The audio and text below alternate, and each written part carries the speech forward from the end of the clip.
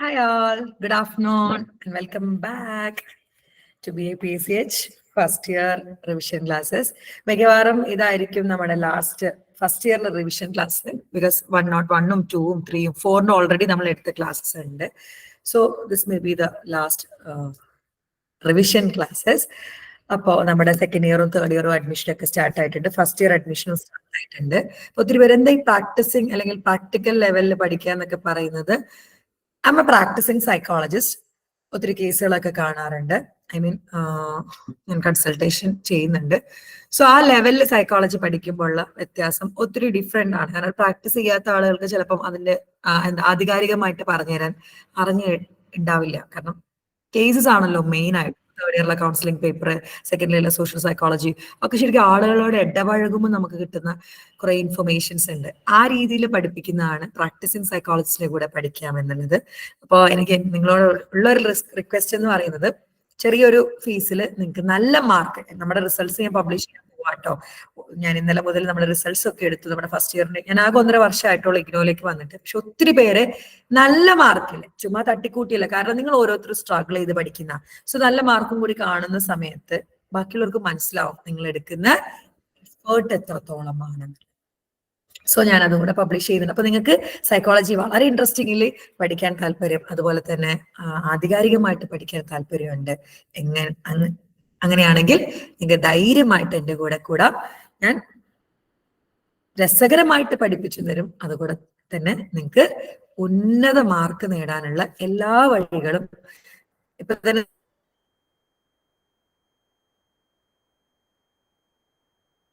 നിങ്ങൾക്ക് അറിയാം അല്ലെ.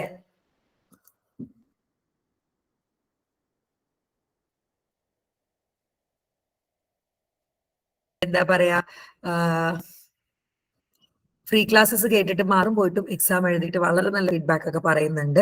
സോ അതുപോലെ കംപ്ലീറ്റ് കാര്യങ്ങൾ പഠിക്കുകയും ചെയ്യാം, പ്ലസ് എക്സാമിന് നല്ല മാർക്കും. ഇതാണ് സൈക്കസ് ടീം ഞാൻ നിങ്ങൾക്ക് ഓഫർ ചെയ്യുന്നത്. Once again welcome to BPCC 103 revision classes. Okay ആണല്ലോ. ഈ ഒരു ഫ്രീ സീരീസിന്റെ ഉദ്ദേശം തന്നെ അതായിരുന്നു കേട്ടോ, നമ്മുടെ ക്ലാസ്സസ് മാക്സിമം ആളുകളിലേക്ക് എത്തിക്കാൻ. അപ്പം പ്രീവിയസ് ക്വസ്റ്റ്യൻ പേപ്പർ ആണ് നമ്മൾ നോക്കാൻ പോകുന്നത്. ഒരു 5 പ്രീവിയസ് ക്വസ്റ്റ്യൻ പേപ്പേഴ്സ് ആണ് നമ്മൾ നോക്കുന്നത് ഇന്ന് കേട്ടോ. അപ്പൊ ഏകദേശം നമുക്കൊരു പാറ്റേണും കാര്യങ്ങളൊക്കെ മനസ്സിലാവും. എല്ലാവരും BPCC 103 വളരെ പേടിയാണ് എന്നൊക്കെ പറയുന്നത് നല്ല രസമുള്ള സബ്ജക്റ്റ് ആണ്. ഇൻഡിവിജ്വൽ ഡിഫറെന്റ്, ഒരാളെ പോലെ വേറൊരു മനുഷ്യനില്ല. ഒരാളെ പോലെ എല്ലാവരും യുണീക്ക് കോമ്പിനേഷൻ ആണ്.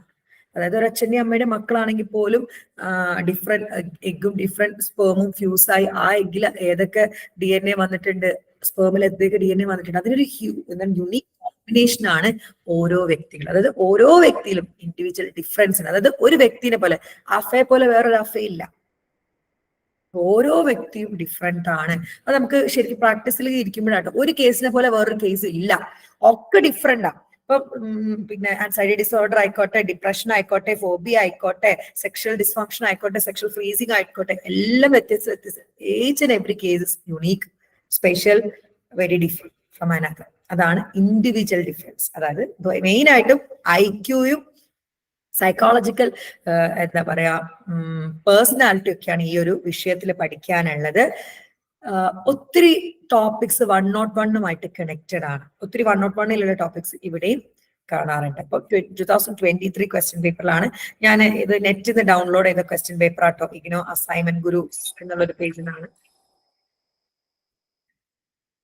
പാടന്നി, ഞാൻ വീട്ടിലാണ്. ഞാൻ പറഞ്ഞായിരുന്നു ക്ലിനിക്കില് എന്താ പറയാ പവർ ഇല്ല. സോ ഞാൻ വീട്ടിലോട്ട് വന്നതാണ് കേട്ടോ.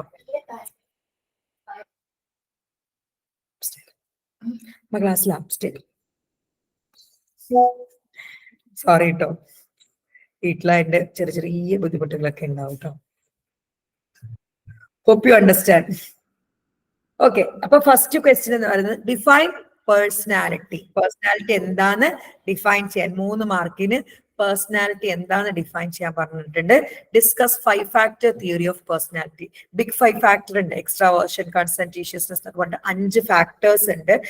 പോൾ കോസ്റ്റയുടെയും മെക്രയുടെയും 5 ഫാക്ടർ തിയറി പ്രകാരം പേഴ്സണാലിറ്റി അവർ 5 ആയിട്ടാണ് ഡിവൈഡ്. ഓഷ്യൻ എന്നുള്ള രീതിയിലാണ് അതിന്റെ അബ്രിവേഷൻ, ഓഷ്യനാണ്. ഓക്കെ, ഈ രീതിയിലാണ് എന്താണ് അവര് എന്ത് ചെയ്തിട്ടുള്ളത്, ബിഗ് 5 ഫാക്ടർ ആയിട്ട് പറഞ്ഞിട്ടുള്ളത്. Conscientiousness, extraversion, agreeables, neuroticism. ആർക്കെങ്കിലും ഓർമ്മയുണ്ടോ? എനിക്ക് ഓർമ്മയില്ല. ഇനി 4 ഓർമ്മയുണ്ട്. Conscientiousness, openness to experience. Yes, thank you so much. പെട്ടെന്ന് ഓർമ്മ കിട്ടുന്നില്ല കേട്ടോ. ഓഷ്യൻ എന്നുള്ള അബ്രിവേഷനിൽ നമുക്ക് പഠിച്ചു വെക്കാം കേട്ടോ. Openness to experience, C conscientiousness, E extroversion, A agreeableness, N neuroticism. ഇനി explain cognitive approaches to intelligence. ഇന്റലിജൻസിന്റെ കോഗ്നിറ്റീവ് അപ്രോച്ചസ് ചോദിച്ചിട്ടുണ്ട്. Differentiate between individual and group. Individual test എന്ന് പറഞ്ഞാൽ നമ്മൾ ഒരാളിൽ മാത്രം, ഇപ്പം ഞാൻ ഒരാൾക്ക് മാത്രമായിട്ട് ഒരു ടെസ്റ്റ് നടത്താണ്, അത് ഇൻഡിവിജ്വൽ ടെസ്റ്റ് ആണ്. ഒരു ഗ്രൂപ്പിന് ഒന്നിച്ച് നമുക്ക് അഡ്മിനിസ്റ്റർ ചെയ്യാം, 10-15 ആൾക്കാർക്ക് ഒന്നിച്ച് ഒരു ടെസ്റ്റ് അഡ്മിനിസ്റ്റർ ചെയ്യാൻ പറ്റുമെങ്കിൽ അത് ഗ്രൂപ്പ് ടെസ്റ്റ് ആണ്. ഇൻഡിവിജ്വൽ ടെസ്റ്റിന്റെയും ഗ്രൂപ്പ് ടെസ്റ്റിന്റെയും ഡിഫറൻസ് ചോദിച്ചിട്ടുണ്ട്. പിന്നെ ആപ്റ്റിറ്റ്യൂഡ്, അഭിരുചി എന്നാണ് അർത്ഥം. എന്താണ് അഭിരുചി? അതായത് നിങ്ങൾക്ക് ഇന്ന കാര്യത്തിൽ അഭിരുചി ഉണ്ടോ? സൈക്കോളജിസ്റ്റ് ആവാൻ അഭിരുചി ഉണ്ടോ? എഞ്ചിനീയർ ആവാൻ അഭിരുചി ഉണ്ടോ? എന്താണ് aptitude? Point out advantages and limitation of aptitude. Aptitude ടെസ്റ്റിന്റെ അഡ്വാൻറ്റേജസും ചോദിച്ചിട്ടുണ്ട്, ലിമിറ്റേഷൻസും ചോദിച്ചിട്ടുണ്ട്. ഇനി discuss self identity and self concept in western psychology. Discuss the meaning and nature of Indian psychology. ഇതൊക്കെ ഞാൻ കുറച്ച് ജസ്റ്റ് ഒന്നും പറഞ്ഞു പോയി തരാം കേട്ടോ. ഇനി what is self enhancement? Describe the techniques of self enhancement ചോദിച്ചിട്ടുണ്ട്. Define creativity. ഇത് നമുക്ക് 101 വളരെ സിമിലർ ആയിട്ടുള്ള. Discuss the assessment of creativity. Creativity assess ചെയ്യുന്ന ടെക്നിക്കുകൾ, സ്കെയിലുകൾ ഏതൊക്കെയാണെന്നുള്ളത് ആണ് ചോദിച്ചിട്ടുള്ളത്. ക്രിയേറ്റിവിറ്റി സെയിം ക്രിയേറ്റിവിറ്റി തന്നെ കേട്ടോ. അതായത് ഒരു പ്രോബ്ലത്തിന് നൊവേൽ ആയിട്ടുള്ള, അതായത് ആരും ഇതുവരെ ചെയ്യാത്ത രീതിയിൽ പുതുമയുള്ള ഒരു സൊല്യൂഷൻ കണ്ടെത്തുന്നതിനെയാണ് നമ്മൾ ക്രിയേറ്റിവിറ്റി എന്ന് പറയുന്നത്. 2023 ക്വസ്റ്റ്യൻസ് ഓക്കെ ആണോ? പറഞ്ഞേ. ഓക്കെ ആണോ? ഇനി 2022 ഡിസംബറിലെ ക്വസ്റ്റ്യൻ പേപ്പർ ആണ് ഇനി നമ്മൾ ഡിസ്കസ് ചെയ്യാൻ പോകുന്നത്. Explain psychodynamic theory of personality. Psychodynamic theory ആണ് ചോദിച്ചിട്ടുള്ളത്. എന്റെ ക്ലാസ് ഞാൻ 15 ക്ലാസ് എടുത്തിട്ടുള്ള വിശദമായിട്ടുണ്ട്, അടിപൊളിയായിട്ട് ഞാൻ എടുത്തിട്ട്. ആരെങ്കിലും കേട്ടിട്ടുണ്ടോ എന്റെ സൈക്കോഡൈനാമിക്സിന്റെ ക്ലാസ്? കേസ് സ്റ്റഡി വെച്ച് ഞാൻ പറയുന്നുണ്ട്. ഒരു 15 ഡേയ്സ് ഫ്രീ ക്ലാസ് ഞാൻ ഇട്ട് തന്നിട്ടുണ്ടായിരുന്നു. ആരെങ്കിലും കണ്ടവരുണ്ടോ? നല്ല രീതിക്ക് ഞാൻ അത് എക്സ്പ്ലെയിൻ ചെയ്തിട്ട് പറയുന്നുണ്ട്. കണ്ട 10 മാർക്ക് ഷുവർ ആയിട്ട് കിട്ടും. ഇനി discuss Guilford structure of intellect theory. ഗിൽഫോർഡിന്റെ ഇന്റലക്ട് തിയറിയുടെ സ്ട്രക്ചർ ആണ് ചോദിച്ചിട്ടുള്ളത് 10 മാർക്കിന്. ഇനി what are types of intelligent ടെസ്റ്റുകൾ? ഇന്റലിജന്റ് ടെസ്റ്റുകൾ ഏതൊക്കെയാണ്? ഗ്രൂപ്പ് ടെസ്റ്റ്, അതുപോലെ ഇൻഡിവിജ്വൽ ടെസ്റ്റ് എന്നൊക്കെ പറഞ്ഞ ഒത്തിരി ടൈപ്സ് ഉണ്ട്. Discuss the issue in intelligent testing. Intelligent ടെസ്റ്റിംഗിലുള്ള ഇഷ്യൂസ് ചോദിച്ചിട്ടുണ്ട്. ഇനി define the concept of emotional intelligence. നമ്മുടെയും മറ്റൊരാളുടെയും ഇമോഷൻസിനെ മനസ്സിലാക്കാനും കൺട്രോൾ ചെയ്യാനും റെഗുലേറ്റ് ചെയ്യാനും പറ്റും. അതായത് നമ്മുടെ ഇമോഷൻസിനെ നമുക്ക് മനസ്സിലാക്കാം, കൺട്രോൾ ചെയ്യാം, റെഗുലേറ്റ് ചെയ്യാം, മറ്റൊരാളുടെയും. അതിനെയാണ് ഇമോഷണൽ ഇന്റലിജൻസ് എന്ന് പറയുന്നത്. ഗോൾമാന്റെ ഇമോഷണൽ ഇന്റലിജൻസ് തിയറിയും ചോദിച്ചിട്ടുണ്ട്. ഇനി എക്സ്പ്ലെയിൻ ആത്മൻ, പുരുഷ, ജീവ. നമ്മുടെ ഇന്ത്യൻ സൈക്കോളജിയിൽ വരുന്ന 3 കാര്യങ്ങളാട്ടോ. Atman, Purusha and Jiva. Differentiate between Indian and Western psychology. Indian and Western psychology വളരെ ഇമ്പോർട്ടന്റ് ആണ്, എല്ലാ ക്വസ്റ്റ്യൻ പേപ്പറിലും കണ്ടുവന്നിട്ടുള്ള ഒരു കാര്യമാണ്. Explain the drive reduction theory and the optional arousal theory of motivation. Motivation 2 തിയറിയാണ്. അഗൈൻ ഇത് 101 സെയിം തിയറിയാണ്, വ്യത്യാസമൊന്നും ഇല്ല. Describe the aspects and stages of creativity. 101 class കണ്ടവരുണ്ടോ?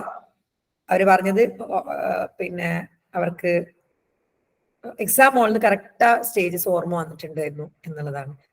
വീട്ടിലെ ക്ലാസ് ഓർമ്മയുണ്ടോ? ഞാൻ കഴിഞ്ഞ 101 എടുത്തെന്ന് ആരും ഒന്നും മിണ്ടുന്നില്ല കേട്ടോ. 101 എടുത്തെന്നില്ല, സെയിം സ്റ്റേജസ് കേട്ടോ. ഇനി ജൂൺ 2022 ക്വസ്റ്റ്യൻ പേപ്പർ ആണ് ചോദിച്ചിട്ടുള്ളത്. നമ്മൾ ഡിസ്കസ് ചെയ്യാൻ പോകുന്നത് describe humanistic theories of personality. ഹ്യൂമനിസ്റ്റിക്കിൽ 2 തിയറിയാണ് വരുന്നത്. എഗെയിൻ നമ്മുടെ 101 തിയറീസ് ആണ്. കാൾ റോജറിന്റെയും എബ്രഹാം മാസ്ലോയുടെയും തിയറിയാണ് 101 വരുന്നത്. എഗെയിൻ അതും ഞാൻ 15 ഡേയ്സ് ഫ്രീ ക്ലാസ്സിൽ എടുത്തിട്ടുണ്ട്. ഞാൻ വേണേൽ ടാഗ് ചെയ്ത് തരാം, അതൊന്ന് കണ്ടു നോക്കുള്ളൂ. വളരെ സിമ്പിൾ ആയിട്ടാണ് ഞാൻ കാര്യങ്ങൾ പറഞ്ഞിട്ടുള്ളത്. അപ്പം നമ്മുടെ കാൾ റോജറിന്റെ പേഴ്സൺ സെന്റേർഡ് തിയറിയും എബ്രഹാം മാസ്ലോയുടെ ഹയറാർക്കി അല്ലെ 5 ലെവലായിട്ട് തിരിച്ചത് ഓർമ്മയില്ലേ? ഓർമ്മയുണ്ടോ? Physiological, safety, belongingness, self esteem and self actualisation. കാണാത്തവർക്ക് ഞാൻ ഗ്രൂപ്പിൽ വീഡിയോ ഇട്ട് തരാം. ഇനി explain any two method of personality assessment. Personality അസസ്മെന്റിന് ഏതെങ്കിലും 2 മെത്തേഡുകളാണ് ചോദിച്ചിട്ടുള്ളത്. മെയിൻ ആയിട്ടുള്ള 2 മെത്തേഡ് സെൽഫ് റിപ്പോർട്ട് മെത്തേഡും ഉണ്ട്, പ്രൊജക്റ്റീവ് ടെസ്റ്റുകളും ഉണ്ട്. ഒരാളുടെ പേഴ്സണാലിറ്റി അളക്കാൻ നമുക്ക് മെയിൻ ആയിട്ട് 2 മെത്തേഡുകളാണുള്ളത്. ഒന്ന് സെൽഫ് റിപ്പോർട്ട്, നിങ്ങൾക്ക് ക്വസ്റ്റ്യൻ തരും, നിങ്ങൾ തന്നെ നിങ്ങളുടെ കാര്യങ്ങൾ ഫില്ല് ചെയ്യുന്നതിനെയാണ് സെൽഫ് റിപ്പോർട്ട് ഇൻവെന്ററി എന്ന് പറയുന്നത്. മിന്നേസോട്ട മൾട്ടിഫേസിക് പേഴ്സണാലിറ്റി ഇൻവെന്ററി, അങ്ങനത്തെ ഒത്തിരി എണ്ണം 16 PF ഒക്കെ സെൽഫ് റിപ്പോർട്ടാണ്. ഇനി രണ്ടാമത്തെ ടൈപ്പാണ് പ്രൊജക്റ്റീവ്. ഒരു പിക്ചർ നിങ്ങൾക്ക് കാണിച്ചു തരും, ചിലപ്പോൾ ഒരു ഇങ്ക് ബ്ലോട്ട് ആയിരിക്കും, അതായത് ഇങ്ക് ചിതറിയ പോലെയുള്ള പിക്ക്. ആ പിക്ചർ കാണിച്ചു തന്നിട്ട് അതിനെ കുറിച്ച് കഥ പറയാനോ അല്ലെങ്കിൽ അതെന്താണെന്ന് എഴുതാനോ ഒക്കെ പറയുന്ന രീതിയിൽ ആ പറഞ്ഞതിൽ വെച്ചിട്ട്, അതായത് ഒരു പിക്ചർ കാണിച്ചെന്ന് നിങ്ങൾ പറയുന്നത് വെച്ച് നിങ്ങളുടെ പേഴ്സണാലിറ്റി അളക്കുന്ന ടെക്നിക്കാണ് പ്രൊജക്റ്റീവ് ടെസ്റ്റസ് എന്ന് പറയുന്നത്. റോഷാർക്ക് ഇങ്ക് ബ്ലോട്ട് ടെസ്റ്റ് ഒക്കെ അതിന്റെ ഉദാഹരണം കേട്ടോ. റോഷാർക്ക് ഞാൻ കാണിച്ചു തരാം. നിങ്ങൾ താളവട്ടം സിനിമയിൽ ചോദിക്കുന്നില്ലേ മോഹൻലാലിനടുത്ത് എന്താണ് ഇത് അപ്പൊ പറയും ഒരു കലാകാരന്റെ ആഭാസം എന്ന്.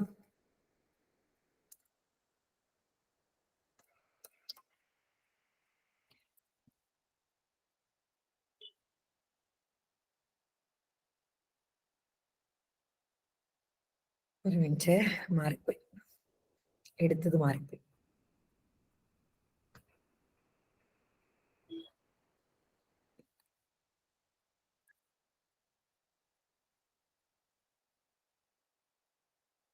ഇങ്ങനെ ഒരു ഇങ്ക് ബ്ലോട്ട് കാണിച്ചു കൊടുക്കും. ഇത് കണ്ടിട്ട് നിങ്ങൾക്ക് എന്തായിട്ടാ തോന്നുന്നത്? എന്തായിട്ടാ ഓരോരുത്തർ പറഞ്ഞേ, എന്തായിട്ടാ തോന്നുന്നത്? ജസ്റ്റ് ടൈപ്പ് ചെയ്ത് പറഞ്ഞേ, ഈ ഒരു പിക്ചർ കണ്ട് നിങ്ങൾക്ക് എന്തായിട്ടാ തോന്നുന്നത്? രസകരമായിട്ടുള്ള ആൻസർ പറയും. Bat, bat, fox, bat. എനിക്ക് ഇടിപ്പല്ലായിട്ട് തോന്നുന്നുണ്ട്. ഇടിപ്പല്ലില്ലേ, ഡ്രാഗൺ, പെൽവിസ് ആയിട്ട് എനിക്ക് തോന്നുന്നുണ്ട്. വേറെ ആർക്കെങ്കിലും തോന്നിയിട്ടുണ്ടോന്ന് എനിക്കറിയില്ല അല്ലെ. പല പല ആൾക്കാർക്ക് അവര് പറയുന്ന ഉത്തരം വെച്ചിട്ട് അവരുടെ പേഴ്സണാലിറ്റി അളക്കും.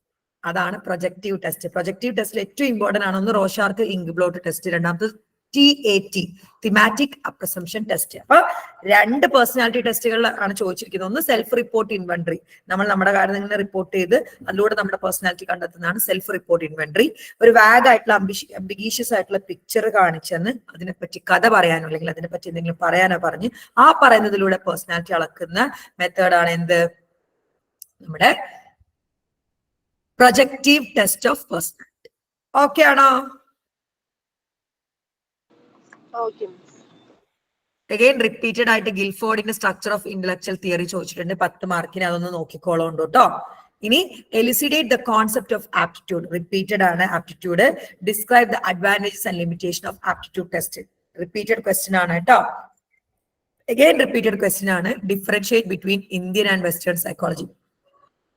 3 ക്വസ്റ്റ്യൻ പേപ്പറിലും വന്നിട്ടുണ്ട് കേട്ടോ. മോട്ടിവേഷൻ ഡിഫൈൻ ചെയ്യാൻ പറഞ്ഞിട്ടുണ്ട്. Describe the ways to increase intrinsic motivation. Intrinsic motivation ഉള്ളിൽ നിന്നുള്ള മോട്ടിവേഷൻ, ഒന്നും പ്രതീക്ഷിച്ചിട്ടല്ല, റിവാർഡ് പ്രതീക്ഷിച്ചിട്ടോ പൈസ പ്രതീക്ഷിച്ചിട്ടോ അഭിനന്ദനം പ്രതീക്ഷിച്ചിട്ടോ ഒന്നും അല്ലാണ്ടുള്ള ഒരു മോട്ടിവേഷൻ ഉണ്ടല്ലോ. സൈക്കോളജി എപ്പോഴും എനിക്കൊരു ഇൻട്രിൻസിക് മോട്ടിവേഷനാണ്. സൈക്കോളജിനെ പറ്റി ക്ലാസ് എടുക്കാനോ പഠിപ്പിക്കാനോ. ഇപ്പം നിങ്ങൾ എന്നെ കുറച്ച് ഗ്ലൂമി ആയിട്ട് ഇരിക്കുന്ന പോലെ തോന്നുന്നുണ്ടാവും അല്ലെ.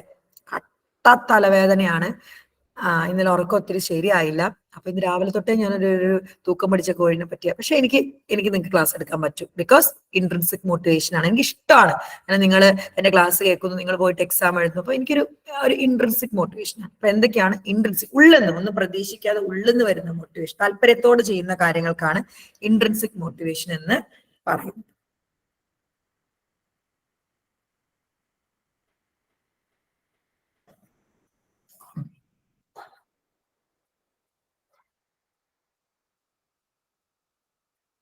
ഒരു മിനിറ്റ്.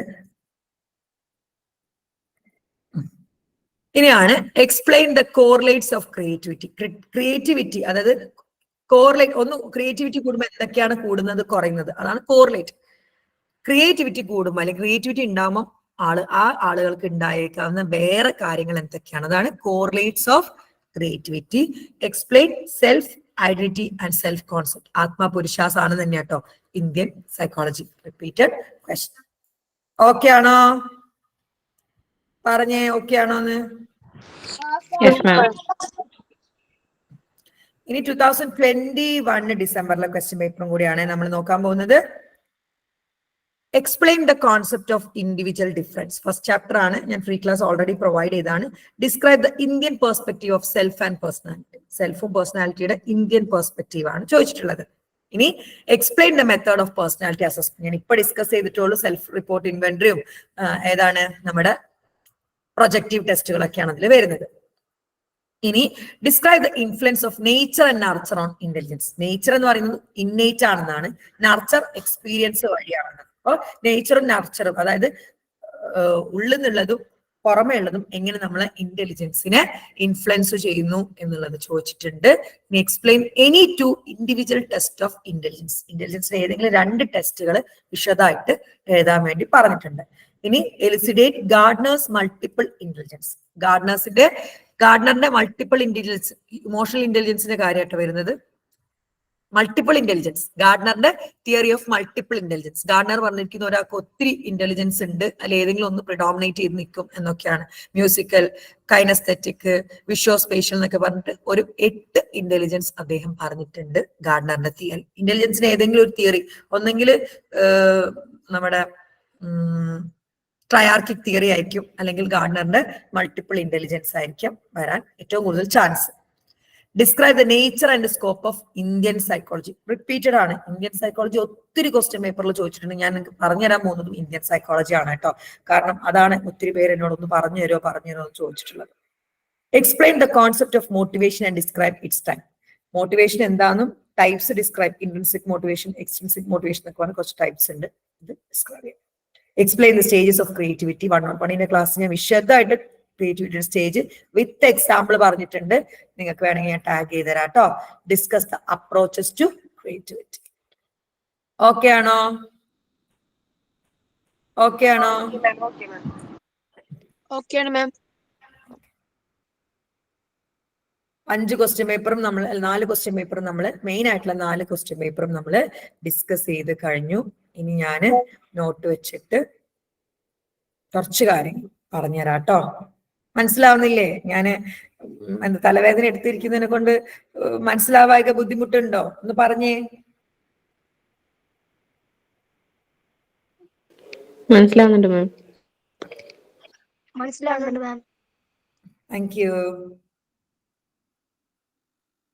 ഇൻഡിവിജ്വൽ ഡിഫറൻസ് രസകരമായിട്ട് പഠിക്കാനുള്ളൊരു എന്താ പറയുക വിഷയമാണ് കേട്ടോ.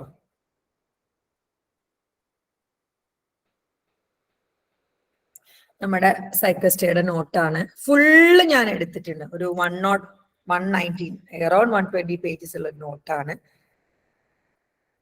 പേഴ്സണാലിറ്റി ആൻഡ് ഇൻഡിവിജ്വൽ ഡിഫറൻസിന്റെ ചാപ്റ്റർ ആണ്. പേഴ്സണാലിറ്റി എന്താന്നൊക്കെ പറയുന്നത് വിശദമായിട്ട് ഫസ്റ്റ് ചാപ്റ്റർ 6 സെഷൻ എടുത്തിട്ടാണ് ഞാൻ തീർത്തത്. 6 സെഷനും ഫ്രീ ക്ലാസ് ആയിട്ട് ഞാൻ അവൈലബിൾ ആക്കിയിട്ടുണ്ട്. അതിൽ ഫ്രോയിഡിന്റെ കാര്യങ്ങൾ വളരെ വിശദമായിട്ട് പറയുന്നുണ്ട്. ഫ്രോയിഡിന്റെ കാര്യം 10 മാർക്കിന് ചോദിച്ചിട്ടുമുണ്ട്. സോ അതെന്തായാലും കാണാൻ വേണ്ടി ശ്രമിക്കുക. ഒരു 10 മാർക്ക് നിങ്ങൾക്ക് ഷുവർ ആയിട്ട് കിട്ടുന്നതാണ് കേട്ടോ. അതിൽ തന്നെ ഹ്യൂമനിസ്റ്റിക് തിയറീസും, അതായത് ഫസ്റ്റ് മാർക്കിൽ ഒന്നെങ്കിൽ സൈക്കോനാലിറ്റിക്സ് ചോദിക്കാം, അല്ലെങ്കിൽ ഹ്യൂമനിസ്റ്റിക് ചോദിക്കാം. 2 ക്വസ്റ്റ്യൻസ് കണ്ടിട്ടുണ്ട്. 10 മാർക്കിനാണ് വരുന്നത്. സോ മാക്സിമം ഫസ്റ്റ് ചാപ്റ്റർ നിങ്ങൾ കണ്ടാൽ അത്രയും മാർക്ക് നിങ്ങൾക്ക് സ്കോർ ചെയ്യാൻ വേണ്ടി പറ്റും. ഫസ്റ്റ് ചാപ്റ്റർ എന്തായാലും ഒരു ക്വസ്റ്റ്യൻ എക്സ്പെക്റ്റഡ് ആണ്. 5 ഫാക്ടർ തിയറിയും ചോദിച്ചിട്ടുണ്ട്. 5 ഫാക്ടർ തിയറിയും നമ്മൾ ഓൾറെഡി ഫ്രീ ക്ലാസ്സിൽ എടുത്തിട്ടുണ്ട്. സോ നിങ്ങൾ അതൊന്ന് കാണുകയാണെങ്കിൽ 21 പേജസിന്റെ നോട്ടും ഞാൻ നിങ്ങൾക്ക് ഇട്ടിട്ടുണ്ട്. അതിൽ Indian perspective on self and personality ഉണ്ട്. അപ്പം ഫസ്റ്റ് ചാപ്റ്ററിൽ ഒരു ക്വസ്റ്റ്യൻ എന്തായാലും എക്സ്പെക്റ്റഡ് ആണ്. അപ്പൊ ആ 6 ചാപ്റ്റർ കണ്ടു കഴിഞ്ഞാൽ നിങ്ങൾക്ക് 10 മാർക്ക് ഷുവറാണ്. ബാക്കി ഒരു പാസ്സാവാൻ 8 മാർക്ക് കൂടി മതി. സോ നിങ്ങൾ എന്താക്കുക, എന്റെ ഫസ്റ്റ് ചാപ്റ്റർ നന്നായിട്ട് കാണും. ഓക്കെ ആണല്ലോ? 22 പേജസ് ആണ്. 10 മാർക്ക് എന്ന് പറയുമ്പോൾ നമ്മൾ എത്ര പേജ് ചെയ്തിട്ട് വരും? 5 സൈഡ് മാക്സിമം. 5 സൈഡ്, 4 സൈഡ് ആയാലും കുഴപ്പമൊന്നുമില്ല. 5 സൈഡാണ് മാക്സിമം കേട്ടോ. കണ്ടന്റ് ഉണ്ടായിരിക്കുക എന്നുള്ളതാണ് വലിയ കാര്യം. ഓക്കെ ആണോ?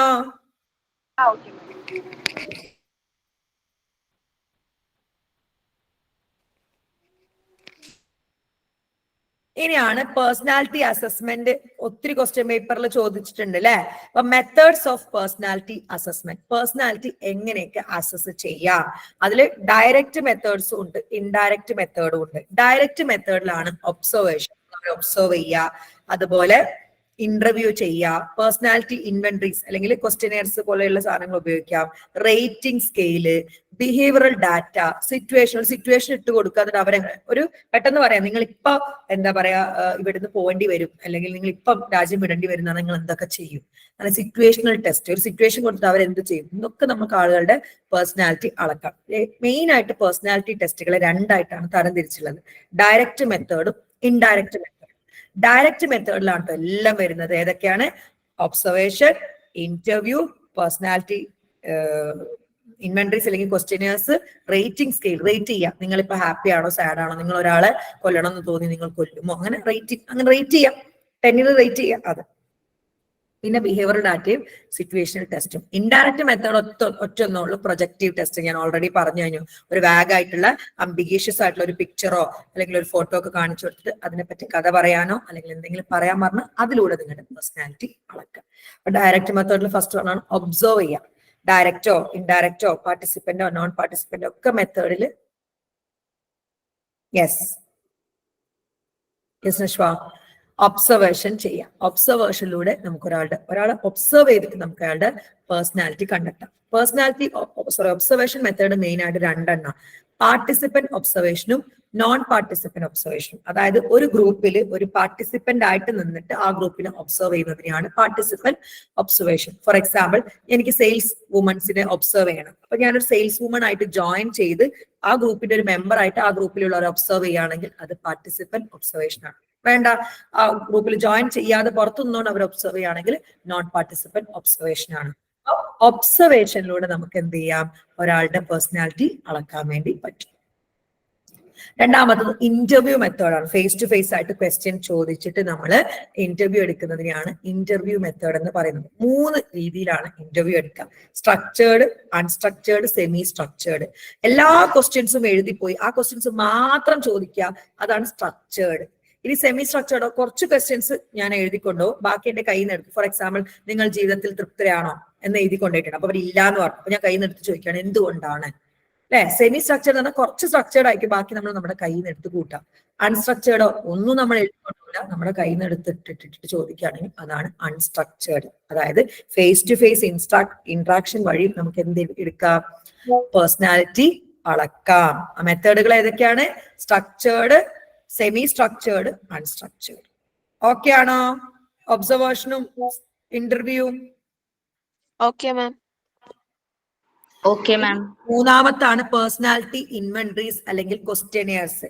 അതായത് സ്റ്റാൻഡർഡൈസ്ഡ് ആയിട്ട് എടുത്തു വെച്ച സ്കെയിലുകളെയാണ് നമ്മൾ പേഴ്സണാലിറ്റി ഇൻവെന്ററീസ്, അതായത് തയ്യാറാക്കപ്പെട്ടുള്ള ക്വസ്റ്റ്യനെയർസ്. സ്റ്റാൻഡർഡൈസ്ഡ് ആയിരിക്കും, അതായത് ടെസ്റ്റ് കൺസ്ട്രക്ഷനിലൂടെ, അതായത് കൃത്യമായിട്ടുള്ള സയന്റിഫിക് ബേസിസിൽ ഉണ്ടാക്കുന്നതിനെയാണ് നമ്മൾ ഇൻവെന്ററീസ് അല്ലെങ്കിൽ ക്വസ്റ്റ്യനെയർ, അതായത് കൃത്യം സയന്റിഫിക് ബേസിലായിരിക്കും ആ ക്വസ്റ്റ്യനെയർസ് ഉണ്ടാക്കിയിട്ട് ഉണ്ടാവാം. Okay, personality inventories are questionnaires or scales that consist of question statement and the individual or test taker needs to answer in this specific standardized format. എടുക്കുന്ന ആൾ standardised ഫോർമാറ്റിൽ അതിന് ഉത്തരം പറയണം. ഇത്തരത്തിലുള്ളതാണ് നമ്മുടെ പേഴ്സണാലിറ്റി ഇൻവെന്ററീസ് എന്ന് പറയുന്നത്. അത് സ്റ്റാൻഡർഡൈസ്ഡ് മെത്തേഡിലൂടെ തയ്യാറാക്കി വെച്ച ക്വസ്റ്റ്യനെയർ, അതിന് സ്റ്റാൻഡർഡൈസ്ഡ് ആയിട്ടുള്ള രീതിയിൽ നമ്മൾ ഉത്തരം കൊടുക്കുകയും ചെയ്യണം. ഇതാണ് എന്ത്? പേഴ്സണാലിറ്റി ഇൻവെന്ററീസ് എന്ന് പറയുന്നത്. കുറച്ച് ഉദാഹരണങ്ങൾ പറയുന്നുണ്ട്. MMPI, Minnesota multiphasic personality inventory. 10 രോഗങ്ങൾ കണ്ടുപിടിക്കാൻ ക്ലിനിക്കലി ഉപയോഗിക്കുന്ന ഒരു പേഴ്സണാലിറ്റി ഡിസോർഡേഴ്സും രോഗങ്ങൾ കണ്ടുപിടിക്കാൻ ഉപയോഗിക്കുന്ന ഒരു എന്താണ് ക്വസ്റ്റ്യനെയർ ആട്ടോ MMPI. ഇപ്പൊ ഉപയോഗിക്കുന്ന MMPI 2 ആണ്. പിന്നെ കാലിഫോർണിയ സൈക്കോളജിക്കൽ ഇൻവെന്ററി ഉണ്ട് രണ്ടാമത്തത്. മൂന്നാമത്തത് neuroticism extroversion openness personality inventory, NEO-PIR എന്ന് പറയും. പിന്നെ 16 പേഴ്സണാലിറ്റി ഫാക്ടർ ഉണ്ട് കാറ്റിലിന്റെ. ഇതൊക്കെയാണ്. പിന്നെ മേയേഴ്സ് ബ്രിഗ്സ് ടൈപ്പ് ഇൻഡിക്കേറ്റർ. ഈ MBTI ആണ് ഇന്ത്യയിലൊക്കെ ഒത്തിരി വൈഡായിട്ട് യൂസ് ചെയ്യുന്ന ഒരു ടെസ്റ്റ്. ഇത്രയുമാണ് എന്ത് വരുന്നത്? പേഴ്സണാലിറ്റി ഇൻവെന്ററീസ് വരുന്നത്. ഓക്കെ ആണോ? Okay ma'am. ഇനി ഒരു ഫിക്സഡ് പാരാമീറ്ററിൽ നമ്മൾ സ്റ്റാൻഡർഡൈസ്ഡ് ആയിട്ട് കാര്യങ്ങൾ പറയുന്നതാണ് റേറ്റിംഗ് സ്കെയിൽ. ഇപ്പൊ 0 to 10 അല്ലെങ്കിൽ 0 to 100 ഇതിൽ നമ്മൾ റേറ്റ് ചെയ്യണം. അത്തരത്തിലുള്ളതാണ് റേറ്റിംഗ് സ്കെയിൽ എന്ന് പറയുന്നത്. പിന്നെ ബിഹേവിയറൽ ഡാറ്റ ഉണ്ട്. മെഹിൽ പെനേബക്കർ ക്രോ ഡാറ്റ്സ് and tries 2001 created the electronically activated record EAR which in burn, അതായത് നമ്മുടെ എന്താ പറയാ ബിഹേവിയർ അളക്കാൻ വേണ്ടി നമ്മളൊരു ഇലക്ട്രോണിക് എക്യുപ്മെന്റ് നമ്മുടെ കൂടെ കൊണ്ടുനടത്തും. അത് നമ്മൾ പറയുന്നതും ചെയ്യുന്നതും ഒക്കെ റെക്കോർഡാവും. എന്നിട്ട് ആ റെക്കോർഡിലൂടെ നമ്മൾ എന്താണ് നമ്മുടെ പേഴ്സണാലിറ്റി അളക്കാണ്. വേൺ ബൈ നമ്മൾ ഇൻഡിവിജ്വൽ ധരിക്കും and is unobtrusively monitors his or her real world moment to moment interaction. Real വേൾഡിൽ അവർ ചെയ്യുന്ന എല്ലാ കാര്യങ്ങളും ഇതിൽ റെക്കോർഡാവും. എന്നിട്ട് ഈ റെക്കോർഡായ കാര്യങ്ങൾ വെച്ച് അവരുടെ പേഴ്സണാലിറ്റി അളക്കുന്നതാണ് ബിഹേവിയറൽ ഡാറ്റ എന്ന് പറയുന്നത്. അടുത്ത സിറ്റുവേഷണൽ ടെസ്റ്റ് ആണ്. Situational test as the name suggests, it involves assessing the individual in carefully designed situation. Carefully design ചെയ്ത ഒരു സിറ്റുവേഷൻ അവർക്ക് ഇട്ടുകൊടുക്കും. ആ സിറ്റുവേഷനിൽ അവർ എങ്ങനെ പെരുമാറുന്നു എന്ന് നോക്കിയിട്ട് അതിലൂടെ അവരുടെ പേഴ്സണാലിറ്റി അളക്കുന്ന മെത്തേഡാണ്. Here the behavior of the individual is observed in a purposefully designed situation. ആ ഡിസൈൻഡ് സിറ്റുവേഷനിൽ പർപ്പസ്ഫുള്ളി അവർ എന്തൊക്കെ കാണിക്കുന്നു എന്ന് നോക്കിയിട്ട് അതിലൂടെ അവരുടെ പേഴ്സണാലിറ്റി അളക്കുന്നതാണ് സിറ്റുവേഷണൽ ടെസ്റ്റ്. ലാസ്റ്റ് വൺ ആണ് പ്രൊജക്റ്റീവ് ടെസ്റ്റ്. എന്താണ്? In projective test the individual has to respond to unstructured or ambiguous stimuli. കണ്ടോ, ഇതുപോലുള്ള സ്റ്റിമുലൈക്ക് റെസ്പോണ്ട് ചെയ്യാണ് വേണ്ടത്. Projective techniques involves making up a story based on some picture or drawing. ഒരു drawing കണ്ടിട്ടോ picture കണ്ടിട്ടോ ഒരു സ്റ്റോറി ഉണ്ടാക്കണം. അപ്പൊ ആ സ്റ്റോറിയിലൂടെ നമ്മുടെ അൺകോൺഷ്യസ് ഫീലിംഗും ഇമോഷൻസും ഒക്കെ പുറത്തേക്ക് വരും എന്നാണ് പറയുന്നത്. നല്ല ഉദാഹരണങ്ങൾ Rorschach inkblot test, thematic apperception test, children apperception test ഉണ്ട്, sentence complete test. Sentence complete test നല്ല അടിപൊളിയാ. I will go dash. ആ ഒരു സെന്റൻസിന്റെ പകുതി തരും. I am happy with dash. ഈ ഡാഷ് നമ്മൾ പൂരിപ്പിക്കണം. ഈ പൂരിപ്പിച്ച് വെച്ച് നമ്മൾ നമ്മുടെ പേഴ്സണാലിറ്റി അളക്കുന്നതാണ് എന്ത്? Sentence completion test. ഇതൊക്കെയാണ് മെയിൻ ആയിട്ടുള്ള പ്രൊജക്റ്റീവ് ടെസ്റ്റ്. ഓക്കെ ആണോ? ഒരു ലെസൺ ഞാൻ അങ്ങ് പറഞ്ഞു പോയിട്ടോ. ഇതൊക്കെ കുറച്ച് ആഴത്തിൽ പറയാനുള്ളതാണ്, ജസ്റ്റ് അങ്ങ് പറഞ്ഞു പോയി. അപ്പൊ ഏതൊക്കെയാണ് പ്രൊജക്റ്റീവ് ടെസ്റ്റ്? ഒബ്സർവേഷൻ ഉണ്ട്, ഇന്റർവ്യൂ ഉണ്ട്, പിന്നെ പേഴ്സണാലിറ്റി ഇൻവെന്ററീസ് ഉണ്ട്. ഇൻവെന്ററീസ് ഏതൊക്കെയാ? MMPI, California psychological inventory, NEO-PIR ഉണ്ട്, 16PF ഉണ്ട്, മിയേഴ്സ് ബ്രിഗ്സ് ടൈപ്പ് ഇൻഡിക്കേറ്റർ ഉണ്ട്. നാലാമത്തെ റേറ്റിംഗ് സ്കെയിലാണ്. അഞ്ചാമത്തെ ബിഹേവിയറൽ ഡാറ്റ, ആറാമത്തെ സിറ്റുവേഷണൽ ടെസ്റ്റ്, ഏഴാമത്തത് പ്രൊജക്റ്റീവ് ടെസ്റ്റ്. ഇതിൽ ഏതെങ്കിലും രണ്ടെണ്ണം എടുത്ത് ചോദിക്കാറുണ്ട്. എനിക്ക് തോന്നുന്നു ഒബ്സർവേഷനും ഇന്റർവ്യൂ ഒക്കെ അടിപൊളിയാണ്, കുറെ എഴുതാനുണ്ട് കേട്ടോ. അതുപോലെ പേഴ്സണാലിറ്റി ഇൻവെന്ററീസും പഠിച്ചു. ഏതോ ഒരു ക്വസ്റ്റ്യൻ പേപ്പറിൽ 10 മാർക്കിന് ചോദിച്ചിട്ടുണ്ട് കേട്ടോ, മൊത്തത്തിൽ 10 മാർക്കിന്. അപ്പൊ എല്ലാം എഴുതാം. ഓക്കെ ആണല്ലോ? Okay ma'am. Yes, ma'am.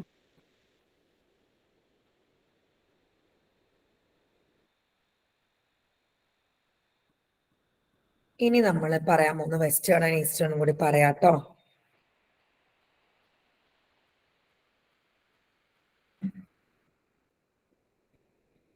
അതെ, ഇതായിരുന്നു ചാപ്റ്റർ. ആർക്കും ഓർമ്മ? എനിക്ക് എന്റെ ഒരു ഓർമ്മ ശരിയാണെങ്കിൽ 9ാമത്തെ ചാപ്റ്റർ എങ്ങനെയാണ്?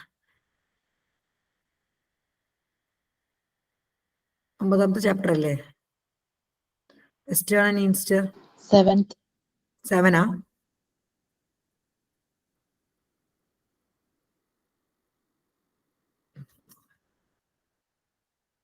ആപ്റ്റിറ്റ്യൂഡ് ടെസ്റ്റ് എന്തായാലും പഠിച്ചോളോണ്ട് കേട്ടോ.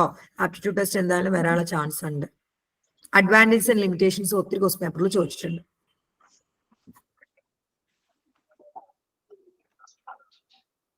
ഇന്ത്യൻ സൈക്കോളജി കേട്ടോ.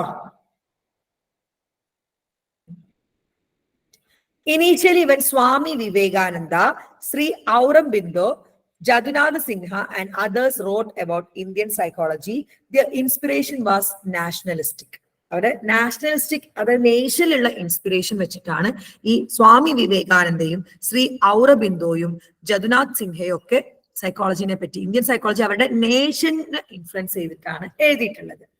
They wanted to highlight the uniqueness of Indian culture and traditions. അവർക്കൊക്കെ ഇന്ത്യൻ കൾച്ചറിലെ യോഗ, അതുപോലെ ആയുർവേദ, ഇതുപോലുള്ള ഇന്ത്യൻ ട്രഡീഷനെ കുറച്ചുകൂടെ ഞാനൊക്കെ ഇപ്പോഴും ചെയ്തുകൊണ്ടിരിക്കുന്നത്, ഏത് ഡിപ്രഷൻ പേഷ്യന്റ് വന്നാലും ആൻസൈറ്റി പേഷ്യന്റ് ഒക്കെ വന്നാൽ പ്രാണായാമയും ബ്രീത്തിങ് എക്സസൈസും യോഗയും തന്നെയാണ്. അത്രയും പവർഫുൾ ആണ് അത്. Okay, they wanted to highlight the uniqueness of Indian culture and traditions.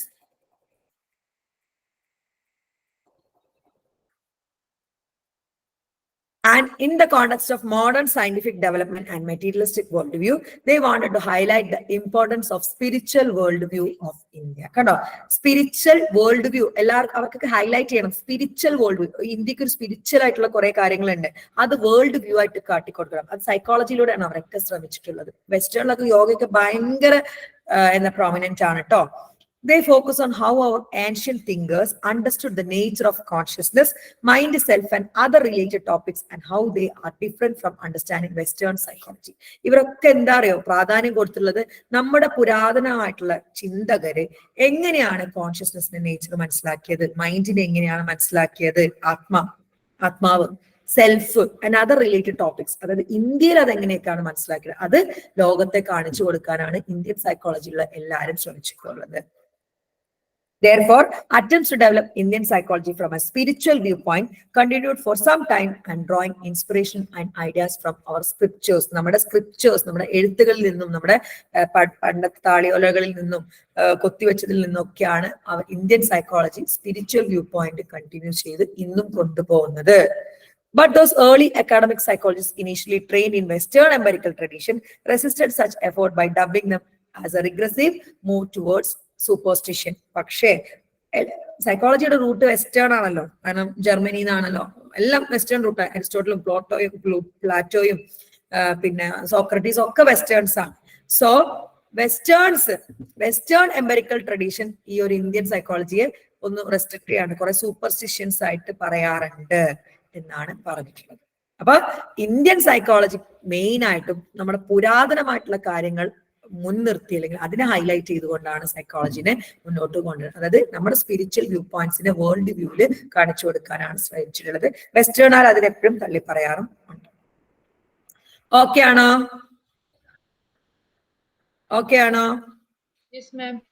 ഇനി ഇന്ത്യൻ സൈക്കോളജിയുടെ സ്കോപ്പ് ആട്ടോ, എന്തൊക്കെ സ്കോപ്പ് ഉണ്ട്. Indian psychology is not limited only to spirituality and religion. Spirituality റിലീജിയനും മാത്രം ഒതുങ്ങിയിരിക്കല.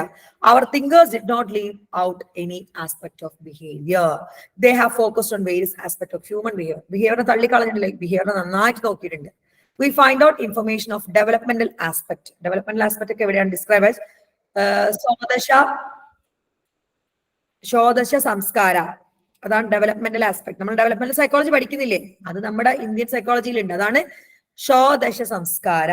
ഇനി അബൌട്ട് അബ്നോർമൽ ബിഹേവിയർ ഉണ്ട്, അത് ആയുർവേദത്തിലാണ് പറയുന്നത്. സെക്ഷുവാലിറ്റിയും സെക്ഷൽ ബിഹേവിയറും ഉണ്ട്, കാമസൂത്രയിലാണ്. ഇപ്പോഴും കാമസൂത്ര എന്നുള്ള ബുക്ക് ഭയങ്കര പ്രൊമിനന്റ് ആണ്. എസ്റ്റേണസ് പോലും അതിപ്പോഴും നോക്കുന്നുണ്ട്. About economic and political action അതുള്ളത് ഇൻ അർത്ഥശാസ്ത്ര ആൻഡ് ചാണക്യ നീതിയിലാണ് അതുള്ളത്.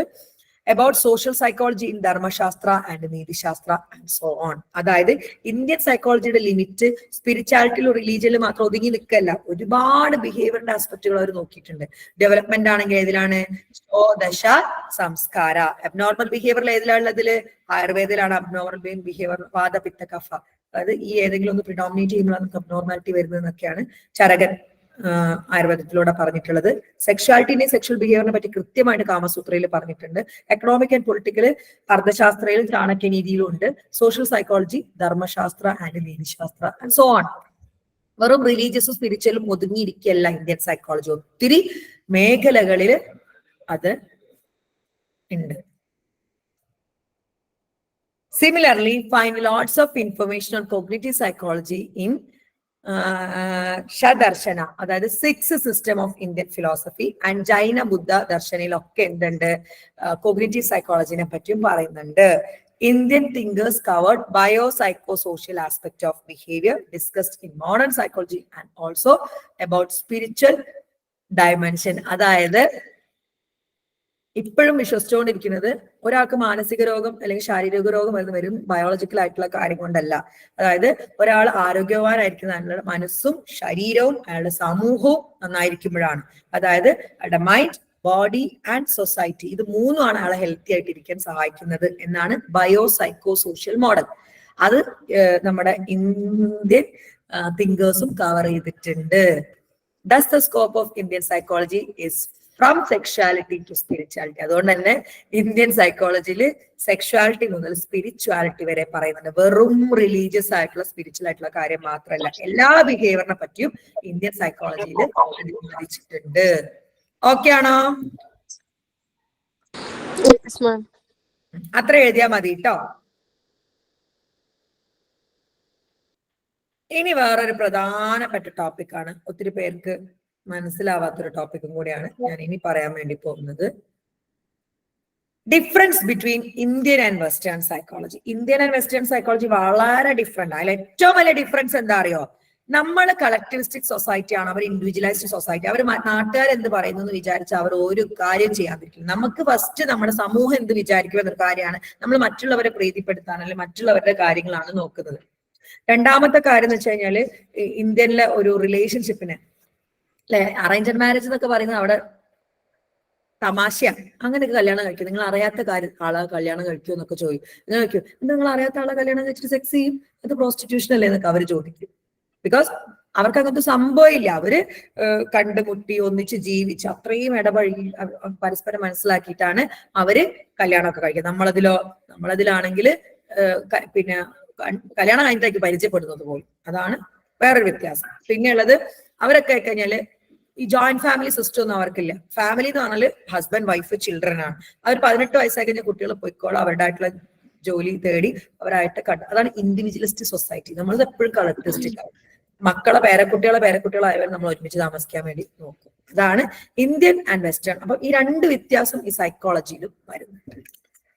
Okay, the difference between two psychologists are not just matter of identifying how Indians and Westerners differ in this or that aspect of behavior. This and that വെച്ചിട്ടല്ല നമ്മൾ ഇന്ത്യനും വെസ്റ്റേണും പറയാം. It is not a matter of labeling Indians as introverts or collectivists, as how on need achievement and high on need for depending so on. കേട്ടോ, ഒരു matter of Indians or ഇൻട്രോവേർട്ടോ അല്ലെങ്കിൽ collectivist അങ്ങനെയൊന്നല്ല. ഒരുപാട് aspect നോക്കിയിട്ടാണ് Indian western വെച്ച് നമ്മൾ എന്ത് ചെയ്യല്, വേർതിരിച്ച് ചെയ്യല്. Some important difference between Indian and Western psychology. ഇന്ത്യന്റെയും വെസ്റ്റേണിയും കുറെ വ്യത്യാസം. ഫസ്റ്റ് വൺ, ഹ്യൂമൻ നേച്ചർ, സ്വഭാവം, അതാണ് nature.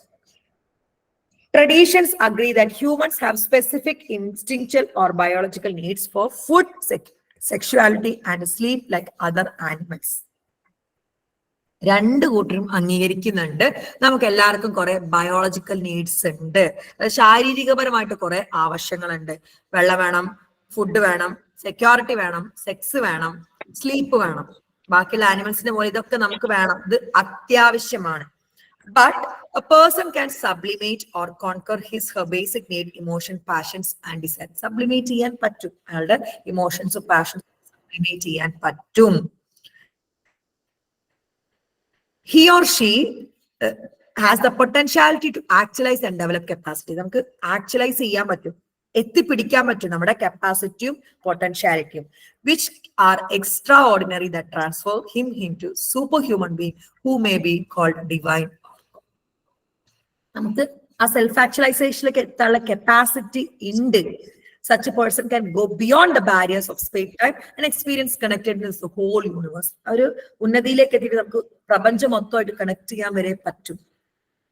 Okay, that provides them access to information about fellow human animals and also about what happens far off place on this earth and even in parallel worlds. നമുക്ക് എല്ലാത്തിനോട് connected ആയിട്ടിരിക്കാൻ വേണ്ടി പറ്റും.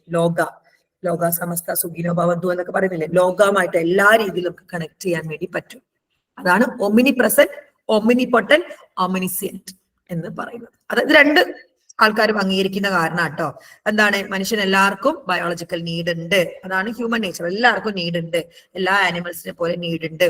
പിന്നെ ഇമോഷൻസിനെയും പാഷനെയും ഡിസയറിനെയും ഒക്കെ സബ്ലിമേറ്റ് ചെയ്യാൻ പറ്റും. മൂന്നാമത്തത്, അവർക്ക് എന്ത് ചെയ്യാൻ പറ്റും, സൂപ്പർ ഹ്യൂമൻ, അതായത് പ്രപഞ്ചത്തിനോടൊക്കെ കണക്ട് ചെയ്യാനും ആക്ച്വലൈസ് നമ്മളിലെ നമ്മളായിട്ട് ജീവിക്കാനും ഒക്കെ നമ്മളെ കൊണ്ട് പറ്റുമെന്ന് രണ്ടു കൂട്ടരും അംഗീകരിക്കുന്നുണ്ട്. അതാണ് ഹ്യൂമൻ നേച്ചർ എന്ന് പറയുന്നത്. ഓക്കെ ആണോ? ഓക്കെ ആണോ? ഇനി അടുത്താണ് life and death. The life and death is a cycle and a continuous process. ജനനവും മരണവും ഇങ്ങനെ കണ്ടിന്യൂസ് ആണ്. All organisms pass through the cycle.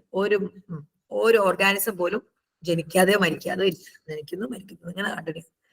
Humans undergo such a repeated sequence and bodily death is not the end of life force. Indian traditional ആട്ടോ നമ്മുടെ മനുഷ്യ ശരീരം മരിച്ചെന്ന് വെച്ചിട്ട് ജീവൻ പോയി എന്ന് വെച്ചിട്ട് നമ്മൾ മൊത്തത്തിൽ പോകുന്നില്ല എന്നാണ് പറയുന്നത്. It can continue the journey and return to earth through another fresh body immediately or after duration of small or significant. വീണ്ടും ഫ്രഷ് ബോഡി ആയിട്ടൊക്കെ പുനർജന്മം എന്നൊക്കെ പറയുന്നുണ്ട് ഇന്ത്യൻ സൊസൈറ്റിയിലുള്ള ഇന്ത്യൻ സൈക്കോളജിയിലുള്ള കേട്ടോ. The results of action performed in one particular lifetime. ഒരു എന്താ പറയാ അതിനെന്താ പറയാ ഒരു ആയുസോ ഒരു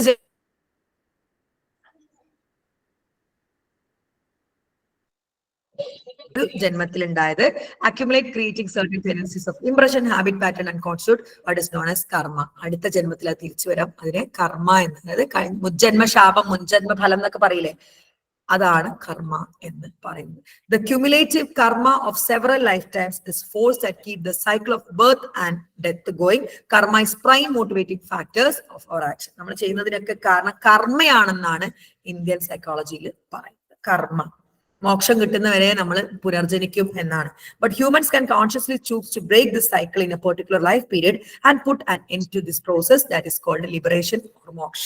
കണ്ടോ, നമ്മളിപ്പോ ചെയ്യുന്ന ബിഹേവിയറിനൊക്കെ കാരണം ഇന്ത്യൻ സൈക്കോളജി എന്താ അറിയോ, നമ്മൾ ഏതോ ജന്മത്തിൽ ചെയ്ത പാപം തീർക്കാനാണ് നമ്മൾ വീണ്ടും വീണ്ടും വീണ്ടും ജനിച്ചിരിക്കുന്നത്. അപ്പൊ നമ്മൾ ഈ ഒരു ജന്മത്തിൽ നടന്നുകൊണ്ടിരിക്കുന്നൊക്കെ മുജ്ജന്മ ശാപ പാപമായിട്ടാണ് പറയുന്നത്. നമുക്ക് ബ്രേക്ക് ചെയ്യാം എങ്ങനെ, മോക്ഷയിലൂടെ എന്നാണ്.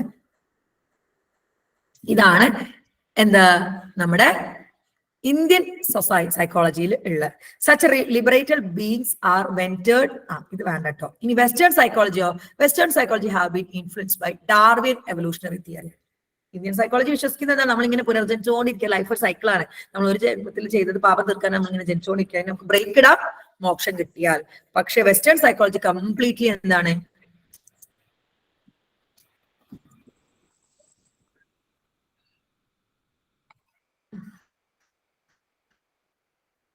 വെസ്റ്റേൺ സൈക്കോളജി ഡാർവിൻ നമ്മൾ പരിണാമപ്പെട്ട്, അതായത് മനുഷ്യൻ കുരങ്ങളിൽ നിന്ന് പരിണാമിച്ച് വന്നാണെന്ന് വിശ്വസിക്കുന്നതാണ്.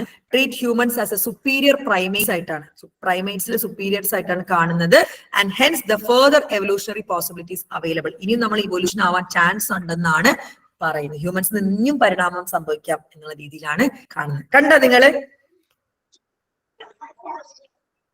രണ്ടാമത്തെ നോക്ക്, ലൈഫ് ആൻഡ് ഡെത്ത്. ഇന്ത്യൻ സൈക്കോളജിയിൽ ഒരു കണ്ടിന്യൂസ് പ്രോസസ് ആണ്. നമ്മൾ ഏതോ ജന്മത്തിൽ ചെയ്ത പാപഫലമായിട്ട് നമ്മൾ വീണ്ടും വീണ്ടും ജനിച്ചുകൊണ്ടിരിക്കും. അതിനൊരു ബ്രേക്ക് ഇടണമെങ്കിൽ മോക്ഷ വേണം എന്നാണ് പറയുന്നത്. നേരെ മറിച്ച് വെസ്റ്റേണിൽ എന്താ പറയുന്നത്, വെസ്റ്റേണിൽ പറയുന്നത് ഡാർവിന്റെ പരിണാമമാണ്, ഇനിയും മനുഷ്യൻ പരിണമിക്കും എന്നുള്ള രീതിയിലാണ് പറയുന്നത്. ഓക്കെ ആണോ? എല്ലാരും ഒന്ന് പറഞ്ഞേ ഓക്കെ ആണെന്ന്. ഇനി the goals and value of life, അതാണ് പുരുഷാർത്ഥ, നമ്മുടെ ഗോള്, വാല്യൂ ലൈഫിൽ. Okay, from ancient times four life goals are recognise.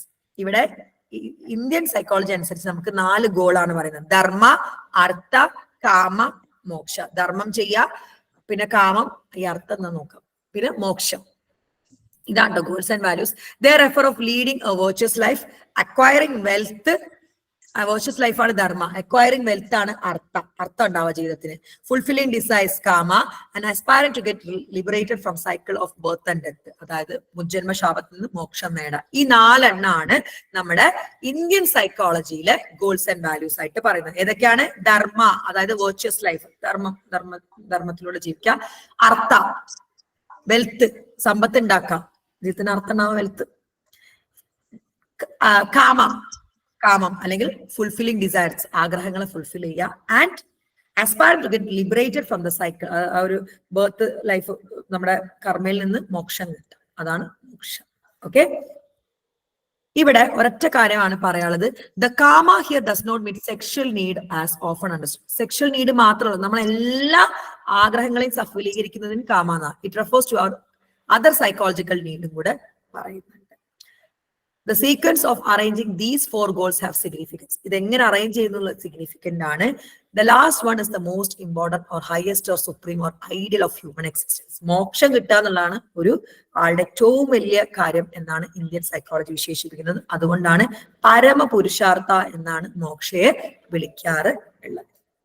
അപ്പൊ ഈ ഇന്ത്യൻ സൈക്കോളജി അനുസരിച്ച് 4 ഗോൾ ഏതാന്ന് മനസ്സിലായോ? ധർമ്മ, അർത്ഥ, കാമ, മോക്ഷ. ഓക്കെ ആണോ? Yes, ma'am.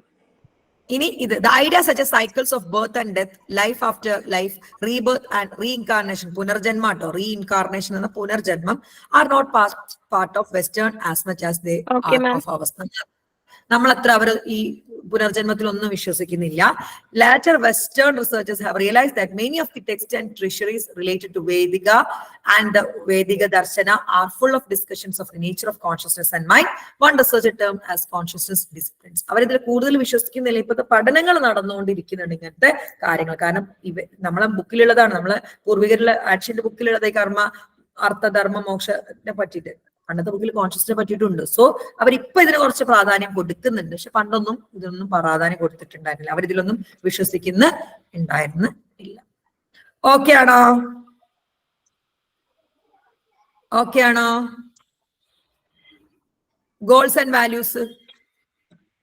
ഇനി ഒരു ഡിഫറൻസ് ആണ് consciousness and state of consciousness. നിങ്ങൾ മനസ്സിലാവുന്നുണ്ടോ ഞാൻ പറയുന്ന? ഒന്ന് പറഞ്ഞേ, മനസ്സിലാവുന്നുണ്ടോന്ന്?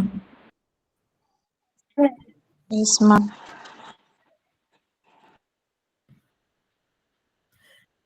ഇനിയാണ് കോൺഷ്യസ്നെസ്സും സ്റ്റേറ്റ് ഓഫ് കോൺഷ്യസ്നെസ്സും. In modern psychology only three states are accepted and study. നമ്മൾ മോഡേണില് 3 കോൺഷ്യസ്നസ് സ്റ്റേറ്റ് ആണ്. വേക്കിംഗ്, ഉണർന്നിരിക്കുക, ഡ്രീം, സ്വപ്നം കാണുക, ആൻഡ് സ്ലീപ്പ്, ഉറങ്ങുക. ഈ 3 അവസ്ഥയാണ് കോൺഷ്യസ്നെസ്സിന് ഉള്ളത്.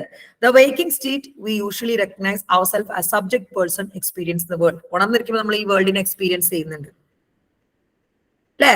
In the dream state we are not in direct contact with outside. Direct contact ഇല്ല, പക്ഷെ നമ്മള് സ്വപ്നങ്ങളിലൂടെ നമ്മൾ വേൾഡുമായിട്ട് കോൺടാക്ട് ചെയ്യുന്നുണ്ട്. Hence sensory awareness is very limited. ഇനിയോ ഡീപ്പ് സ്ലീപ്പ് സ്റ്റേറ്റിൽ നമ്മൾ ഒരു കോൺടാക്റ്റും ഇല്ല. Both the sensory awareness from outside and also activates of mind stop function. മൈൻഡും ബോഡിയും ഒക്കെ ഫങ്ഷൻ സ്റ്റോപ്പ് ചെയ്യുന്നതാണ് ഗാഢനിദ്ര. നിങ്ങളുടെ 2 മണി 3 മണി സമയം ഉറക്കം, അത് എന്താണ്? Deep sleep. അപ്പൊ 3 രീതിയിലാണ് മോഡേൺ സൈക്കോളജി കോൺഷ്യസ്നെസ്സിന്. വേക്കിംഗ്, ഉണർന്നിരിക്കുക, വേൾഡുമായിട്ട് കണക്റ്റഡ് ആവുക. ഡ്രീം, ഇൻഡയറക്ട്ലി കണക്റ്റഡ് ആവുക, ഫങ്ഷൻ മൊത്തത്തിൽ സ്റ്റോപ്പ് ചെയ്യുക. Deep sleep. The Indian thinkers resolve it by recognizing that human beings can experience transcendental awareness. Transcendental awareness എന്ന് പറയുന്നത് നമ്മുടെ ഈ ധ്യാനത്തിൽ ഇരിക്കുമ്പോൾ ഒരു അവയർനെസ് ഇല്ലേ, or pure awareness or countless awareness. ഇവരിങ്ങനെയാണ് പറയുന്നത്. ഇതിന്റെ കൂടത്തിൽ ഇതിന് ഒരു ട്രാൻസെൻഡൽ അവയർനെസ്സും എന്താണ് എന്നൊക്കെ പറയുന്നവര് എന്താണ് എന്താന്ന് പറയില്ലേ, 6ാം ഇന്ദ്രിയം എന്നൊക്കെ പറയുന്ന ഒരു സാധനം. In the Upanishad that is called turiya, the 4th state in addition to നമ്മളെ ജാഗ്രത്, വേക്കിംഗ്, സ്വപ്ന ആൻഡ് സുഷുപ്തി. ഇത് കൂടാതെ 4ാമതൊരെണ്ണം ഇന്ത്യൻ സൈക്കോളജിയിൽ പറയുന്നതാണ് ഏത്? തുരിയ. അതായത് ട്രാൻസ്ജെൻഡൽ, ഒരു ആത്മീയ അങ്ങനെ സാധനല്ലേ, ട്രാൻസ് എന്നൊക്കെ പറയുന്നത് ആ ഒരു സാധനല്ലേ, അതിന്റെ മലയാളം എനിക്ക് അറിയില്ല. അവയർനെസ് 4ാമതൊരെണ്ണം കൂടുതലുണ്ട് ഇന്ത്യൻ സൈക്കോളജിയിൽ. അതാണ് ജാഗ്രത്, വേക്കിംഗ് ആണ്, സ്വപ്ന, ഡ്രീം, സുഷുപ്തി, ഡീപ് സ്ലീപ്പ്, അതിന്റെ കൂടെ തുരിയയും ഉണ്ട്. ഓക്കെ ആണോ? ഓക്കെ ആണോ? പറഞ്ഞേ. ഇനിയാണ് consciousness and mental activities. Okay, western thinkers do not speak of consciousness and mental activities as distinct. The term consciousness and mind are used interchangeably. ഈ വെസ്റ്റേൺ തിങ്കേഴ്സ് കോൺഷ്യസ്നെസ്സിനെയും mental ആക്ടിവിറ്റീസിനെയും രണ്ടായി, അതായത് ചിന്താഗതിയെയും ബോധത്തിലിരിക്കുന്നവർ രണ്ടായിട്ട് കാണില്ല, അവർ രണ്ടും ഒന്നായിട്ടാണ് കാണുന്നത്. That seems to be the primary problem leading to confusions. Secondly, modern psychologists consider that brain is the organ which produces mental activity. Brain ആണ് mental activity produce ചെയ്യുന്നതെന്നാണ് മോഡേൺ സൈക്കോളജി വിശ്വസിച്ചോണ്ടിരിക്കുന്നത്. It is called epiphenomenon. ഈ brain ആണ് മനസ്സ് എന്ന് പറയുന്ന ആ ഒരു ഫിനോമിനൻ ആണ് epiphenomenon. But in Indian tradition the mental actions is separated from pure consciousness. ഇവിടെ കോൺഷ്യസ്നസ്, ഇന്ത്യയിലെ കോൺഷ്യസ്നസ്സും മെന്റൽ ആക്ടിവിറ്റി രണ്ടാണ്. On one hand, the physical bodies, ഒന്ന് ഫിസിക്കൽ ബോഡി ആയിട്ടും ഒന്ന് മെന്റൽ ബോഡി ആയിട്ടാണ് കാണുന്നത്. We use the term Chetana, Chaitanya, Prana to refer consciousness and മനസ്സ്, ചിത്ത to refer mind. കണ്ടോ, ചേതന, ചൈതന്യ, പ്രാണ എന്നൊക്കെ പറയും കോൺഷ്യസ്നെസ്സിന്, മനസ്സ്, ചിത്ത എന്നൊക്കെ പറയും ഇതിന്റെ മൈൻഡിൽ. അതാണ് ചിത്തഭ്രമം. സ്കിസോഫ്രീനിയനെ ചിത്തഭ്രമം, മനസ്സ് തെറ്റിപ്പോവാ, ചിത്തം ഭ്രമിച്ചു പോവാ, അതാണ് ചിത്തഭ്രമം, സ്കിസോഫ്രീനിയ. ഓക്കെ ആണല്ലോ. അപ്പൊ വെസ്റ്റേൺസ് പറയുന്നത് കോൺഷ്യസ്നസ്സും മെന്റൽ ആക്ടിവിറ്റിയും ഒന്നാണ്. അതുപോലെ ബ്രെയിൻ ആണ് ഇത് പ്രൊഡ്യൂസ് ചെയ്യുന്നത്. ഇന്ത്യൻ സൈക്കോളജി രണ്ടാണ്. പ്യുവർ കോൺഷ്യസ് ഡിഫറെന്റ്, ഒന്ന് മനസ്സും ഒന്ന് ശരീരമാണെന്നാണ് പറയുന്നത്. അവര് ചേതന ചൈതന്യ എന്നൊക്കെ കോൺഷ്യസ്നെസ്സിനെയും മനസ്സ് ചിത്ത എന്നൊക്കെ മൈൻഡിനെയും, ബോഡീനെ അവര് കോൺഷ്യസ്നെസ് ആയിട്ടും മൈൻഡിനെ മൈൻഡ് ആയിട്ടാണ് അവര് കാണുന്നത്. ഓക്കെ ആണോ? ഇത്രയാണ് 10 മാർക്ക്. ഷുവർ ആയില്ലേ? ഈ ക്വസ്റ്റ്യൻ വന്നാൽ 10 മാർക്ക് കിട്ടൂലേ? അപ്പൊ difference between western human nature രണ്ടു കൂട്ടരും ഒരേപോലെയാണ്. ലൈഫ് ആൻഡ് ഡെത്ത് രണ്ടും വേറെ തന്നെയാണ്. ഒരു കൂട്ടര് പുനർജന്മം മോക്ഷം ഒക്കെ പറയുമ്പം ഒരു കൂട്ടർ എന്താ പറയുന്നത്, ഡാർവിന്റെ പിന്നെ എന്താണ് ഇവല്യൂഷണറി തിയറിയിലാണ്. ഗോൾസും വാല്യൂസും 4 എണ്ണമാണ് നമ്മുടെ ഇവരുടെ ഗോൾസ്. നമ്മുടെ ഇന്ത്യൻ സൈക്കോളജിയിൽ ഏതൊക്കെയാണ്? ധർമ്മ, അർത്ഥ, കാമ, മോക്ഷ. അവിടെ പിന്നെ ഇന്ത്യൻസ് ആ റീഇൻകാർണേഷൻ ഒന്നും പച്ച വിശ്വസിച്ചിട്ടില്ല, പക്ഷെ ഇപ്പൊ ഇങ്ങനെ സ്റ്റഡീസ് നടന്നുകൊണ്ടിരിക്കുന്നുണ്ട്. പിന്നെ കോൺഷ്യസ്നെസ് വെസ്റ്റേണിൽ 3 എണ്ണാണ്: വേക്കിംഗ്, സ്ലീപ്പ്, ഡ്രീം. ഒരെണ്ണം അധികം ഉണ്ട് ഇന്ത്യനിൽ. ഏതാണ്? പ്യുവർ അവയർനെസ് അല്ലെങ്കിൽ ട്രാൻസ്ജെൻഡൽ അവയർനെസ്, തുരിയ. പിന്നെ കോൺഷ്യസും മൈൻഡും. വെസ്റ്റേൺസിൽ രണ്ടിനും ഒന്നായിട്ട് കാണുമ്പോൾ ഇന്ത്യൻ സൈക്കോളജിയിൽ അത് രണ്ടായിട്ടാണ് കാണുന്നത്. ഓക്കെ ആണല്ലോ? ഓക്കെ ആണല്ലോ?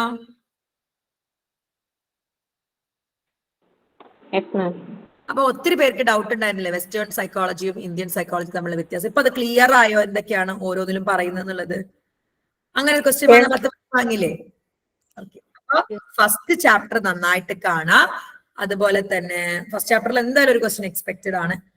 ആപ്റ്റിറ്റ്യൂഡ് ടെസ്റ്റ് ഒക്കെ നന്നായിട്ട് പഠിക്കുക. അതുപോലെ ഇന്ത്യൻ സൈക്കോളജി വെസ്റ്റേൺ എന്തായാലും വരും, അത് ഞാൻ നന്നായിട്ട് എടുത്തു തന്നിട്ടുണ്ട്. ബാക്കി ഒത്തിരി ഒന്നും എടുക്കാനുള്ള സമയം നമുക്കില്ല. നന്നായിട്ട് പഠിക്കുക. തീരെ വായിച്ചിട്ട് മനസ്സിലാവാത്ത ഏതെങ്കിലും കോൺസെപ്റ്റ് ഉണ്ടെങ്കിൽ നിങ്ങളൊന്ന് ഗ്രൂപ്പിൽ മെസ്സേജ് അയക്കും. ആവതുണ്ടെങ്കിൽ ഞാൻ പറഞ്ഞുതരാം. ഓക്കെ ആണല്ലോ?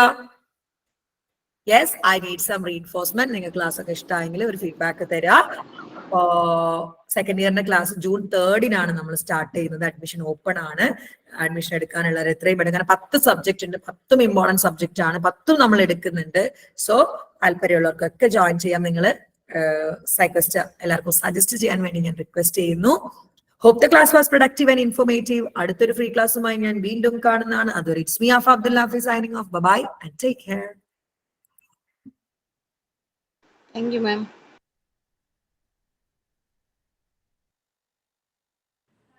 Thank you, ma'am. Thank you, ma'am.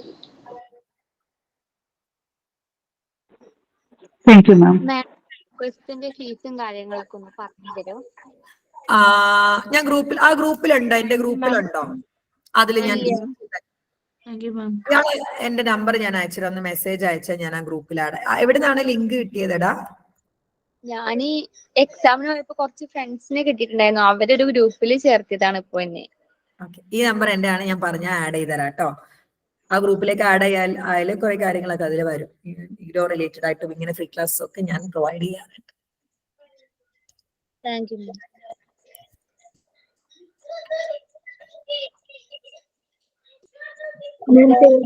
Class എന്ന് മുതലാണ് സ്റ്റാർട്ട് ചെയ്യണത്? സെക്കൻഡ് ഇയറിന് ജനുവരി 3 മുതൽ സ്റ്റാർട്ട് ചെയ്യും. തേർഡ് ഇയേഴ്സിനുള്ളതാ? തേർഡ് ഇയേഴ്സിനും 3 മുതലാണ്. അതിന് അഡ്മിഷൻ സ്റ്റാർട്ട് ആയിട്ടുണ്ടോ? ആയി. എല്ലാം സ്റ്റാർട്ടായി. Admission first year, second year, third year ഒക്കെ സ്റ്റാർട്ട് ആയി. എല്ലാം ജൂൺ 3 മുതലാണ് സ്റ്റാർട്ട് ചെയ്യുന്നത്. ഓക്കെ ആണല്ലോ?